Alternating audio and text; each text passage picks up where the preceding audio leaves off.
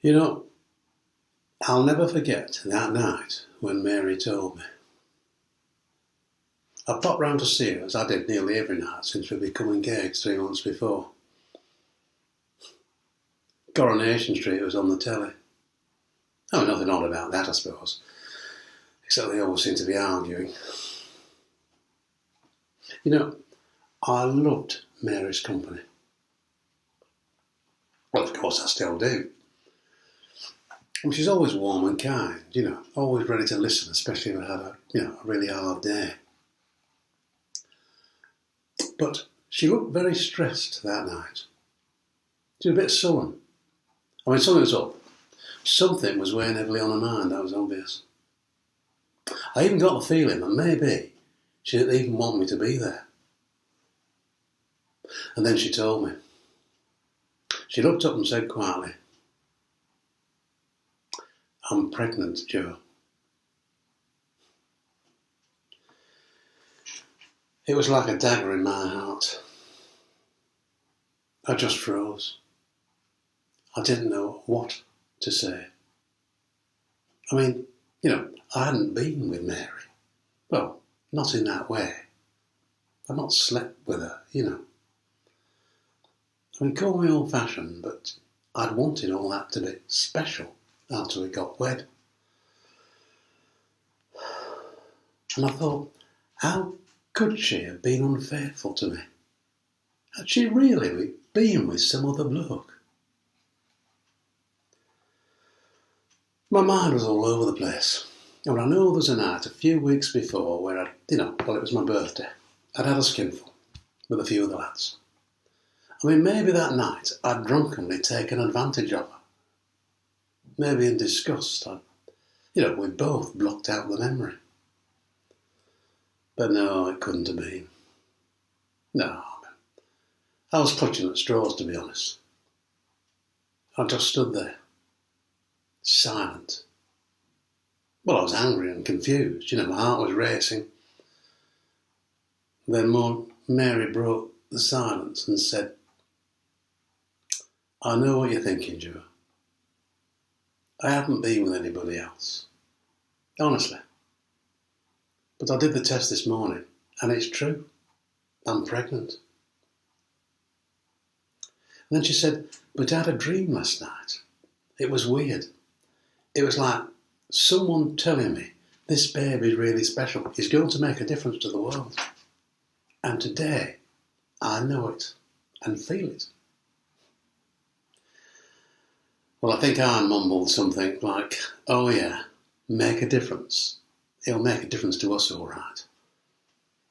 Well, I was in a dark mood by then. I was in shock, I said I needed time to think.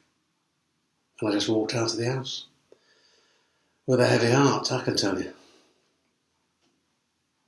Well, apparently, when Mary told her parents, all hell broke loose. They were disgusted with her. They accused her of being a tart and sleeping round the estate. Anyway, they chucked her out. They wanted nothing more to do with her. And I look back and I think, it was unbelievable the way they treated her. But you know how it is in small communities when something like that happens. When the news gets out, tongues wag. And they did, believe me. Well, after I left Mary's house, I just wandered the streets to try and get my head straight, And for the next 2 days, I could not do a thing. I could hardly sleep. I had a few weird dreams, though. And in one dream, it was like I was hearing someone talking to me. It was like I was being told, "Mary needs you. You have to support her and the baby. It's all down to you, Joe." Well, that's what it seemed like, anyway. It's only a dream, of course. But when I woke, my first thought was Mary. And I felt this sudden surge of love for her. My deep feelings for her returned. Well, I don't think they'd ever gone away, really. But I knew at that moment it was down to me. I would take care of her and the baby. So I went round and made my peace with her. and she moved in with me. I mean, I had very little work at the time, and, well, I had this rubbishy little council flat, you know, and the block was all full of dodgy folks, prostitutes, drug addicts, ex-cons, you name it, low life of every kind. Well, to be fair, you know, there were lots of people who were like me and just a bit down on their luck, you know. Well, the flat was damp and wet, and paint was peeling off the walls, and we had mice. Okay, I mean, it was not the healthiest place to start a family, I admit. But it was sanctuary for the mother-to-be, you know, so we made the best of it. Then one day I thought, it's time we finally tied the knot, as they say. So we got wed. It was simple ceremony down at the local Reggie office and a pub lunch. A couple of workmates came along as witnesses. I knew it was the right thing to do. Yeah, it was definitely the right thing to do. And we never spoke again of the fatherhood of our baby. Not a word. But we struggled to make ends meet, and I have to say. But the months passed, and then it was time. The baby was due. It was in the small hours when Mary's waters broke. She woke me up. I mean, I panicked a bit because obviously it was too late to get her to hospital, so we called in a neighbour who'd been a maternity nurse, and within minutes of her arriving, we had a baby son. Oh, he was a fine little lad. And we called him Joshua because Mary insisted that was the only name for him. She said it means God is deliverance, apparently. Anyway, we put him in a little cot I'd knocked up in the workshop, you know. Oh, I admit, I had a wavering moment or two when I first held him. You know, I felt distant from him. He wasn't my flesh and blood, was he? But then something like warm love seemed to fill the room. I mean, it might have been my imagination, it probably was, but I felt it deep inside me. And all my misgivings just seemed to melt away, you know. And I knew we were a family now, and I had to protect this mother and child. Well, it was our new hope, you know, and Mary was right. He was special. Well, every baby's special. You know, every baby's a new hope for the world, isn't it? Well, over the next few days, we had visitors. Oh, did we have visitors? And they just kept on coming. And the few I didn't expect, mind. I mean, on the floor below us were these three blokes. Unemployed builders, I was told. A right bunch of roughnecks they were. Oh, they were trouble, that's for sure. I mean, I reckon they were all druggies. So I kept my distance from them, I can tell you. Well, I passed them upstairs one day, and one of them said, "We've heard about your baby. We'd like to see him." I mean, he said it in a sort of friendly way, you know, but I didn't trust him. So I said, "Well, I'll talk to the wife. Maybe it can come the end of the week." And I moved on pretty quick. Well, I told Mary about their requests, and I said I wasn't happy about letting them in the flat. "They're deadwood," I said. "You don't know what they might do to us. They might harm the baby." But Mary, bless her, always a generous soul, said, "No, they're our neighbours. Let's show friendship, Joe. It'll be all right. Let them come in." So she got her way, as she always did. And they came in the following day. Three muscly blokes, you know, covered in tattoos. But they bought us a box of chocolates, which I thought was a nice touch. Now, one of them, and he said his name was Darren, said, "I know it's weird," he said, "but something just made us come. We can't explain it." And I remember thinking, oh aye, probably the drugs you're taking. Well, it's a bit uncharitable, I know, but anyway, Darren took baby Josh in his arms. He was very gentle. And I watched this great lollocking hard man's heart just soften. It was amazing to watch, you know. He held him so tenderly. And he said, He's a lovely little lad. He's special, I can tell. You're both very lucky. We all are. Don't quite know what he meant by the last bit, but, well, anyway, next thing I knew, they were all cooing all over him, just like he was their baby. Well, we kept on friendly terms after that. And they were always asking after us and baby Josh and giving us little gifts, you know. They seemed like changed characters. I was quite amazed. And I began to think that maybe we'd misjudged them.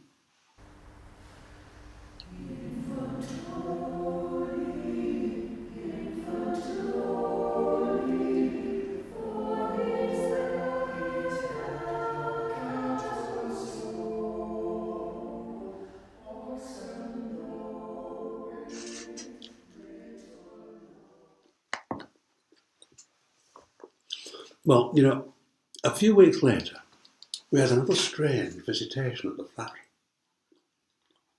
These three chaps turned up at the door. They were tall, you know, very smartly dressed, very polite, as I recall. And then a sort of, well, a sense of authority about them, you know. I mean, one was wearing a very exotic tunic. I thought he might have been from Africa. Can't be sure, but, well, they weren't from these parts, that's for sure. But they spoke good English. And one of them said, we've taken an overnight flight to get here.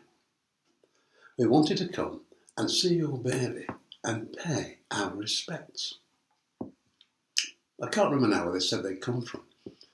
But I remember thinking, overnight flight to see baby Josh, pay respects. Give over. I don't think I believe them. But anyway, they each came bearing a beautiful ornamental gift. There's one that we remember most, which we treasure, of course. It was this lovely carved wooden box. And it came from this tall, swarthy-looking one who was in a very expensive suit. And it contained a large gold coin. I mean, it looked antique to me. I thought, well, that's worth a bob or two. Well, I was right embarrassed, and I said to him, this is far too generous. I'm sorry. We can't possibly accept this. But he was very insistent. You must take it, he said. And he started looking very serious. Then he leaned forward, and he said rather mysteriously, he said, one day, when Josh has this in his possession, he will have his destiny confirmed. Well, I didn't know what to say. Now did Mary. And then they each held the baby, and then, rather oddly, they each bowed in reverence. Very strange. And then suddenly they left, just like that. We never saw them again. I mean, Mary and I were gobsmacked, to be quite honest. I mean, we hadn't even had a chance to ask who they really were and why it was so important for them to come. And I'll tell you, you know, if I'm really honest, we were both a bit relieved when they'd gone. Anyway, the weeks passed. And we started to get into debt. Well, work had been a bit patchy and then dried up, and there just wasn't much carpentry work around, you know. And I hadn't paid the last 2 months' rent. I couldn't renew the TV licence. The phone was cut off because we couldn't pay the bill. And the last straw was when the fridge broke down and I couldn't afford to repair it. Of course, our creditors started making demands. And some got rather shirty. In fact, some got very shirty. In fact, it was getting a bit dodgy just being here.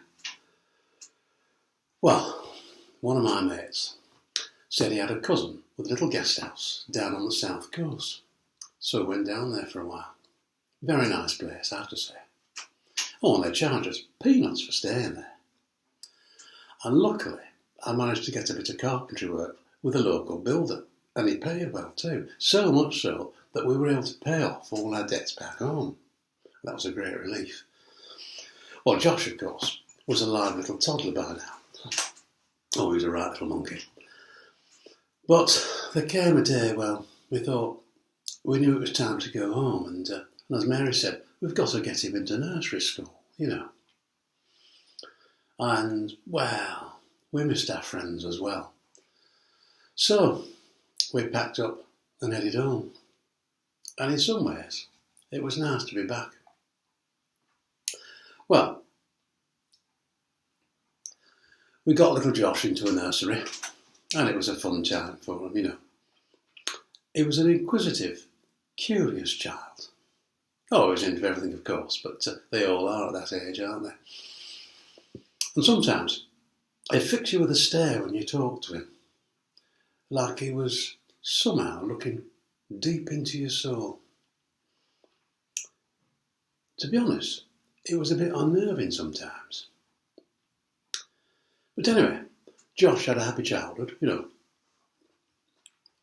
We tried to make sure that, you know, he was always happy and fulfilled. And in time, we had another 3 kids as well. So we had a brother and a sister.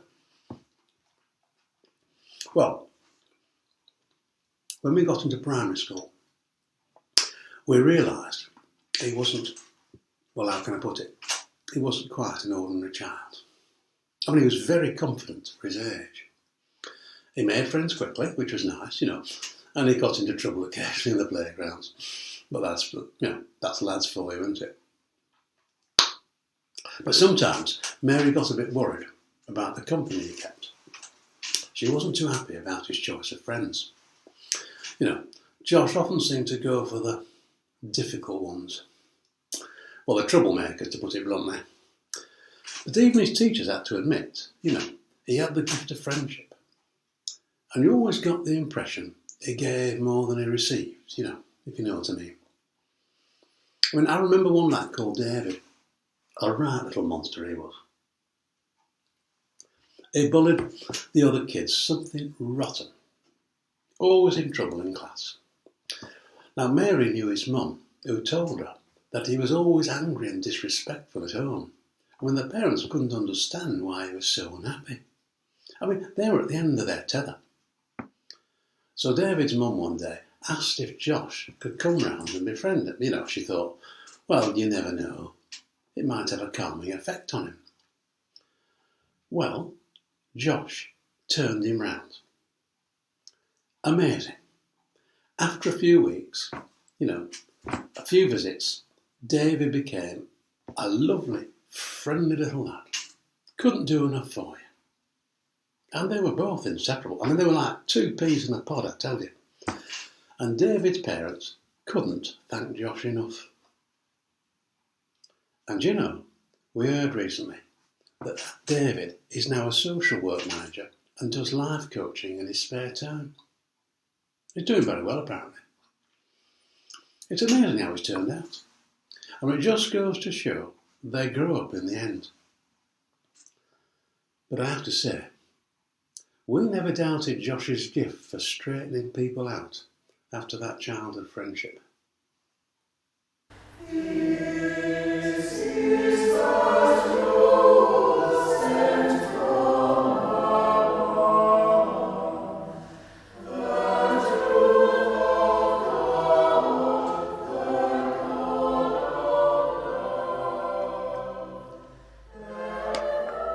Well, when Josh went to secondary school, oh, he was raring to go, you know, hungry for knowledge.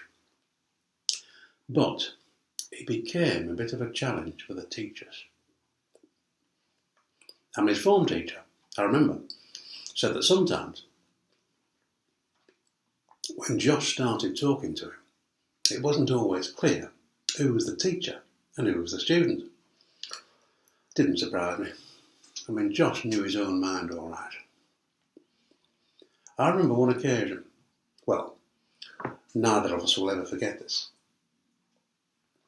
It was when Josh was in his second year. It was a day in the summer term, and his class had a day trip into town. You know, they went to see a couple of museums and a couple of places of worship. It was all about seeing different faiths, you know. Well, broadening their outlook on life, I suppose. Well, in the afternoon, we got a phone call at home. It was one of Josh's teachers, and she's sounding a right tizzy. Oh, She was really uptight, and she said that about half an hour before they were getting all the children together for the return coach, and Josh couldn't be found. No sign of him anywhere, and they were now conducting a local search. Oh, but had he by any chance made his own way home?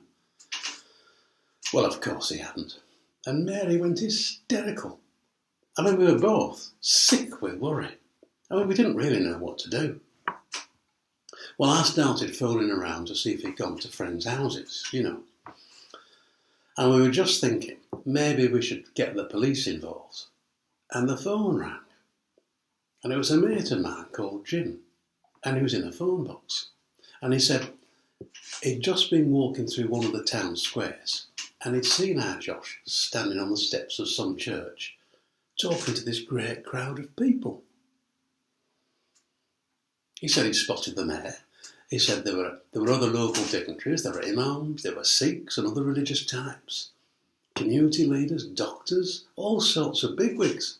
And Josh was holding court and they were all asking him questions. And I said to Jim, "Don't be daft. It can't be Josh. He's only 12 years old." But Jim just said, "Oh, it's him all right. You better get down there, PDQ." Well, when I told her, Mary wouldn't believe it. But we called a cab and we were down there like a shot. Well, Jim was right. The crowd was enormous. And all these important looking folk were just standing there debating with Josh. Well, we pushed our way through the crowd and Mary went ballistic with Josh and started to drag him away. Well, Josh wasn't well pleased either. But frankly, we were just happy and relieved to get him home. Well, thankfully, we never had a repeat of that little performance. But I have to say, Josh was certainly a challenging student at school, that's for sure. And I'll be honest, we used to get a bit anxious about going to the school parent evenings. I mean, we got some very mixed responses from the teachers. I mean, looking back, I don't think they quite knew what to make of him. Mind you, Mrs. Slocum, his English teacher, spoke quite fondly of Josh. And I remember saying, "Josh is my little Socratic thinker," she said. And I said, "Oh, good. What does that mean?" "Well," she said, "he questions everything at every level and in every direction of the argument." I can remember her words precisely. She said, "He's definitely got a critical sense of inquiry and he loves to tell stories. Moral and spiritual tales," she said, "and some of them are quite deep. But sometimes I have to rein him in, otherwise we never get through the syllabus." And then, of course, there was Mr. Browning, his RE teacher, who said, "He's definitely a godly little lad," she said. How did he put it? Oh, yes, "He's morally and spiritually exceptionally well developed for someone of his age." Now, I remember on one occasion, in particular, Mr. Grimley, his geography teacher, said, in a rather grave manner, as I recall, "Last week, I caught Josh looking at a book under his desk in class. I must say, I was rather surprised at his choice of reading matter." Well, we both felt a bit uncomfortable, and I said rather awkwardly, "Well, we've never found him with anything naughty like that," I said. "I'm quite shocked." "Oh no, it weren't naughty." And he smiled when he said it. He said it was a copy of Crompton's Guide to Humanitarian Social Ethics. No, seriously, that's what he said. Well, you could have knocked us over with a feather. Then Mr. Grimley went on to say that what amazed him and his colleagues was that Josh had made lots of detailed pencil notes in the margins of the pages. All very mature critical comments, and they amounted to some very radical and spiritual ideas. And he said, "This is life-changing stuff. It was extraordinary," he said. He's got the mind of someone 3 times his age and experience. Your Josh will go far, mark my words. Well, Josh is certainly a deep thinker, that's for sure. Mind you, it wasn't all head stuff with Josh. I mean, sometimes at weekends and in holidays, he'd come down here to the workshop. I put him to work on some little joinery projects, nothing too challenging. But I realised he had a good feel for working with wood. In fact, I would say he was a natural. Sometimes I'd watch him smoothing his fingers down a piece of plain wood, like he had a sort of deep connection with the material. One day, we had a delivery of a big oak log, and we had to put it through the rip saw to make planks for seasoning. And Josh ran his fingers round the rings on the end of the log. And he looked me in the eye and he said, "Dad, when you split this wood, you will find me there." Well, he came out with them. And he still does. I mean, it's pure poetry sometimes, but I can't always make sense of him. Neither can Mary. I mean, the head stuff's always there, I have to say. It's just so profound sometimes. I don't know where he gets it all from. Well, it's not from me, that's for sure. Oh, time to crack on. Back on the job. Come over tomorrow lunchtime and I'll tell you about his time at university and his travels before he recently started his godly ministration, as he calls it. And I'll tell you about the lads he calls the J team. I have to say, though, I'm right proud of him, He's doing some good work with people. I think Mr. Grimley was right. He'll go far. I reckon he's got a great future. And he'll make a difference. You'll see.